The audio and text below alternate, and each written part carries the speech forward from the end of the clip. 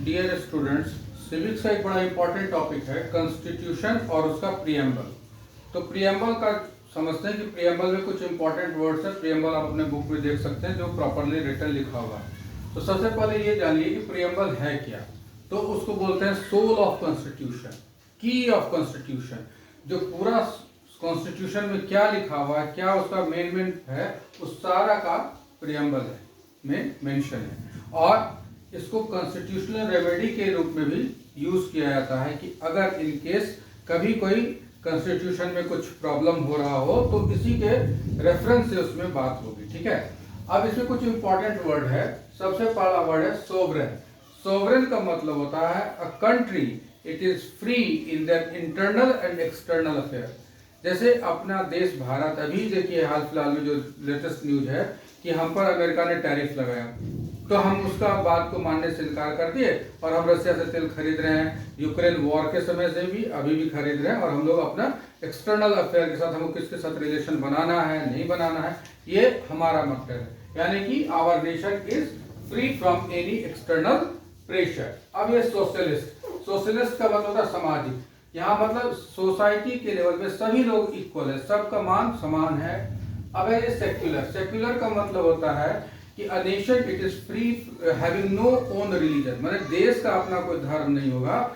इसका मतलब ये होता है कि देश के लोग सभी धर्म को मानने के लिए फ्री हैं। कोई भी धर्म आप अपना सकते हैं, कोई भी कल्चर को, कोई भी रिलीजन को आप अडॉप्ट कर सकते हैं, उसके अकॉर्डिंग आप प्रैक्टिस कर सकते हैं। इसमें नेशन का, गवर्नमेंट का कोई इंटरफेरेंस नहीं है, ये आपका पर्सनल चॉइस है। अब है डेमोक्रेटिक। डेमोक्रेटिक का मतलब है कि अगर डेमोक्रेटिक का मतलब है कि bye the people, for the people, of the people, right. ये मतलब जनता के द्वारा, जनता के लिए चुना गया सिस्टम को बोलते हैं डेमोक्रेटिक सिस्टम। ठीक है, इसमें इलेक्शन बड़ा इंपॉर्टेंट है। इलेक्शन इसलिए इंपॉर्टेंट है क्योंकि इससे हम सिस्टम को बदल सकते हैं। हमारा जो रूलिंग पार्टी है अगर वो हमारे अकॉर्डिंग नहीं है तो हम चेंज कर सकते हैं।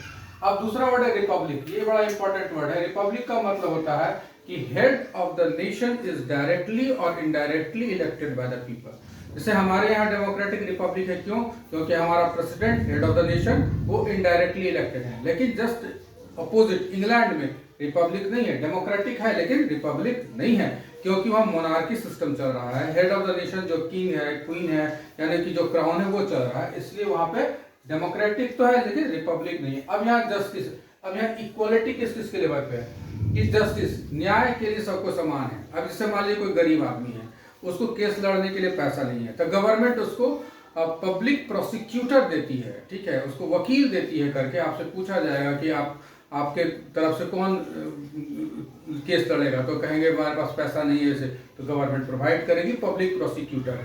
और उसके बाद इसमें कोई अमीर नहीं, कोई गरीब नहीं, सबके लिए एक समान न्याय व्यवस्था है। ये है जस्टिस हमारा। लिबर्टी, लिबर्टी इसको एक तरह से फ्रीडम कर सकते हैं। मैंने आपको कहीं भी रहने, कहीं भी जाने, कहीं भी जमीन खरीदने, कहीं भी बसने, सबकी स्वतंत्रता आपको है, वो लिबर्टी में आता है। उसके बाद इक्वलिटी, सब कोई एक समान है। ठीक है, all are equal in front of the law. And then है फर्टिनिटी, ये हमारा बंधुता है कि हम लोग सब मिलजुल करके रहेंगे। तो ये है आपका सारांश आपके प्रीएम्बल का, और ये बहुत इंपॉर्टेंट टॉपिक है। अगर आप इसको समझ लेते हैं तो आपका ये काम, ये अच्छा सा क्वेश्चन बन जाएगा। So all the best.